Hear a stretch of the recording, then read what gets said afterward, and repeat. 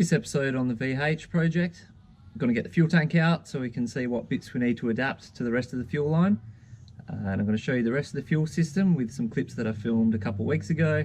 Hopefully that'll all flow through, so I can show you all the way from the back with the surge tank and fittings, etc., all the way to the front, and the rails that we've put on for that. Then it's just lots of other bits and pieces that we need to do. No particular order, but just lots of little things that we need to do. Probably the oil cooler as well, maybe even the radiator stuff today. And yeah, see how we go. Let's do it.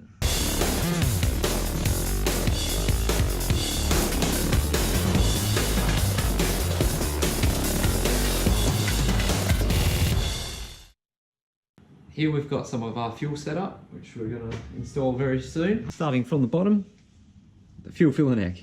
Always a good place to start. Fuel tank, pump underneath, probably this one, which will be our lift pump. This is very overrated. This is a 265 litre per hour pump. The internal pump is going to feed this surge tank that we've got, and this is an internal surge tank, which should be a lot more quieter, and will also keep our fuel pump a bit cooler. It's a copy Chinese Bosch 44, easily replaceable if it bites the dust pretty soon. Fuel filter, which I got here, -6 AN line, a feed and return line, which we're going to set up, fittings as well.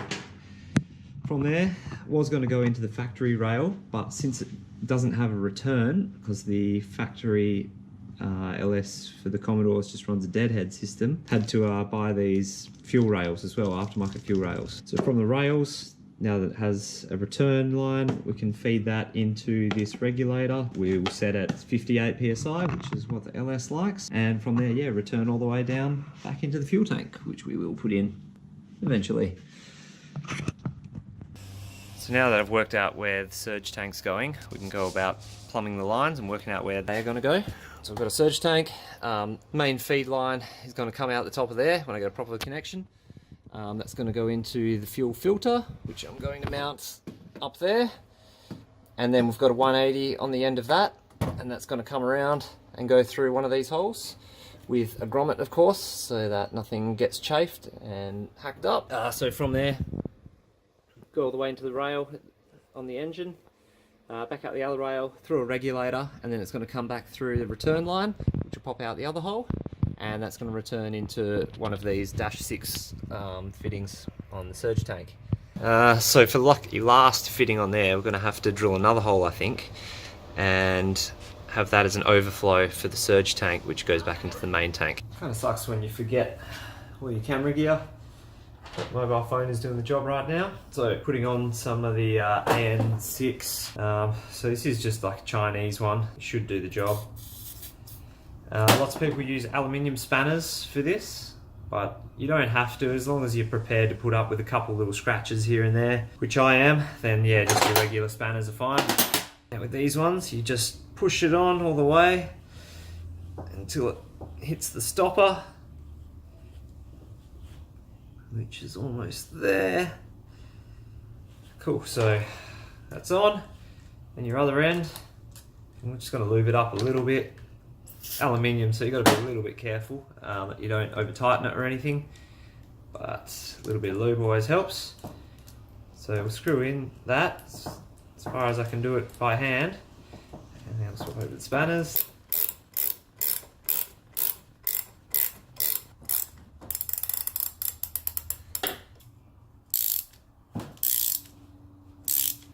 So now we'll thread this through from the back of the car to the front of the car, and hopefully we've got enough length.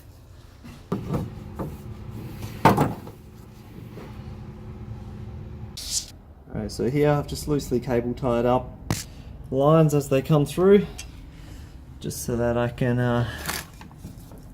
put them through roughly the right spots, and I'll properly attach them once it's all through and the engine's in and I've got a bit more room to jack up the car at the back and get under there.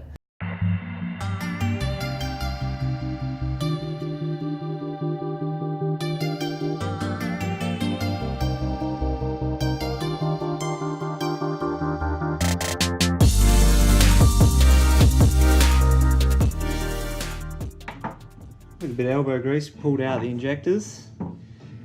So putting in an aftermarket fuel rail so that we can easily get a return line. This was the easiest way to do it was to spend money. So spent 130 bucks on these Jegs rails, American brand, and this was cheaper than Aussie product. So yeah, went with that just for cash reasons. Quite nice actually, bit of matte black action. It's cool. But more importantly, I should have some new O-rings, hopefully, for the injectors. Maybe not. There we go.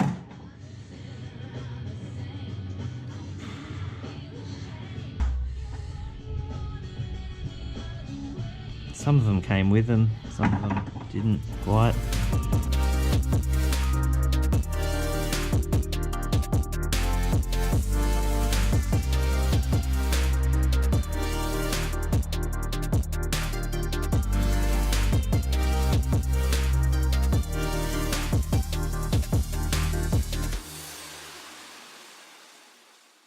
I can almost rotate a full rotation. Cool. And this one needs to go down still heaps.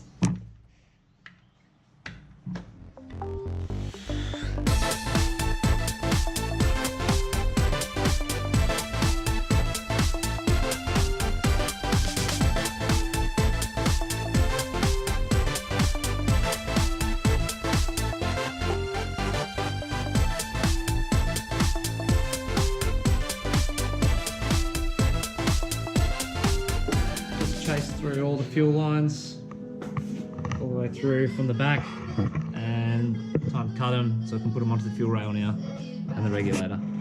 There we go, fuel line for the feed going on. No, you shouldn't over tighten these. There we go, I think that's it. So we've got the passenger side here. Got the return line going back to the fuel tank. Now we have to suss out where the regulator's going, so I reckon it's going to go there.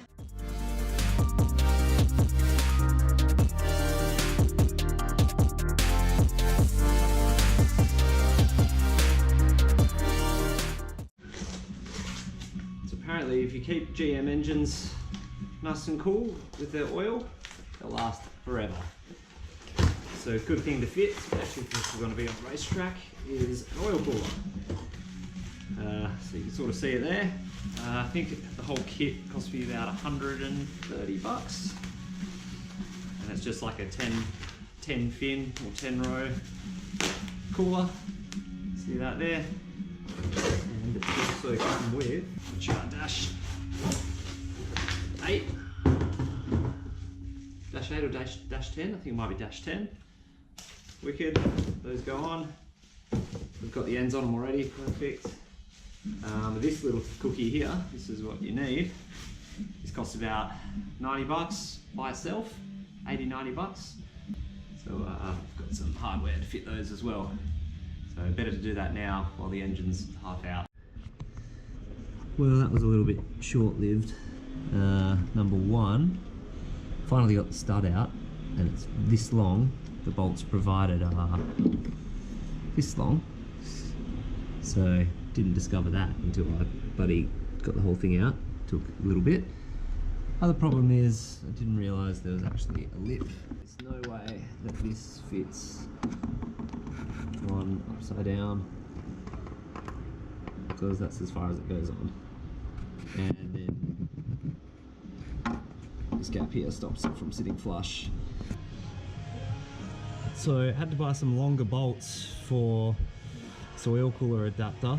So we've got the oil cooler adapter, then we've got a spacer plate so that it clears the lip on the bottom of this oil filter. Yeah, just a matter of getting the Allen key in now and doing her up. So there were 120mm bolts, M6 bolts, FYI. Just tested it before, should be perfect length. So there in the bubble wrap is the oil cooler. Dash 10 lines that go all the way down to my oil cooler adapter, which is sitting in here, and new oil filter as well. So it's pretty much good to go.